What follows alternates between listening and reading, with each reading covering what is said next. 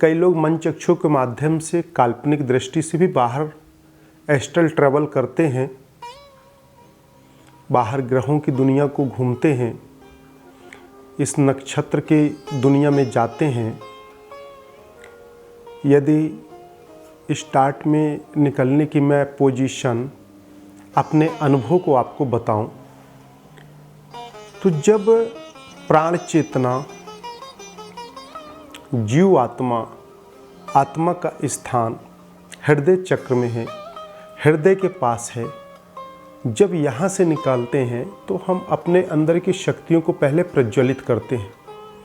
प्रबल हो, प्रज्वलित हो, फिर मन चक्षु के माध्यम से, तरंग के माध्यम से वहाँ तक हम ऊर्जा को प्रवाहित करते हैं। उस प्रवाहित ऊर्जा के बाद वहाँ से एक ज्योति बिंदु स्वरूप प्रकाश में निकलकर बाहर आती हैं। बाहर आने के बाद एक ज्योति प्रकाश जब मांसपेशियां नसों को ऐसे फाड़ते हुए, ब्लड सर्कुलेशन को चीरते हुए जब आते हैं, तो ज़्यादातर इस साधना में निकलने का आसान तरीका हृदय से लेके आज्ञा चक्र तक, हृदय के बीच तक, क्योंकि चक्र और कुंडलिनी चक्र वो अलग विषय है। हृदय के बीच तक पहुंचकर हम यहाँ से आते हैं, फिर यहाँ से मांस और मांसपेशियों की झिल्लियों को फाड़कर हम बाहर की श्वसन नली में आते हैं और मुख के माध्यम से बाहर निकलते हैं। यह एक यात्रा का आसान तरीका है। जिस वक्त हृदय से यह आत्मचेतना ऊर्जा चलती है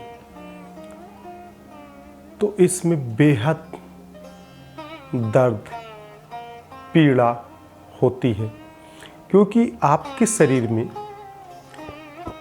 एक कांटा लग जाए तो चेतन की तरंगे अब चेतन तक बार बार पिंच करती है। यहाँ कांटा लगा, अरे दर्द हो रहा है, नहीं जाएंगे, और पूरा ध्यान हमारे उस चुभन में रहता है। और उस चुभन का जो एहसास होता है, महसूस होता है, उसके पीछे अपनी चेतना है,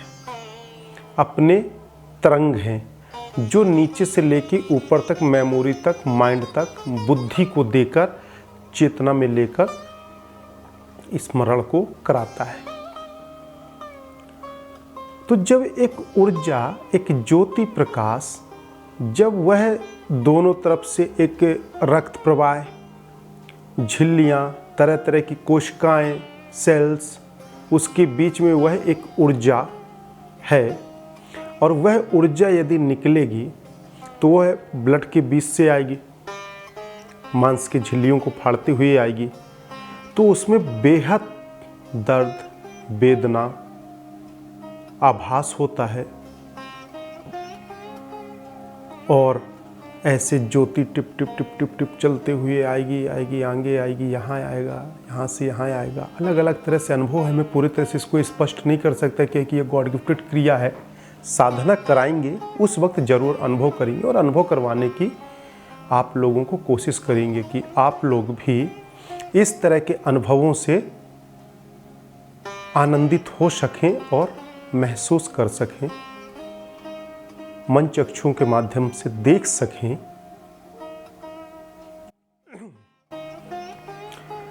तो जब आत्मा आती है, फिर हम यहाँ से मुख से बाहर आते हैं, फिर उसके बाद चेतना मन चक्षुओं के माध्यम से उस यात्रा के तरंग के माध्यम से उस यात्रा का गणना करते हैं।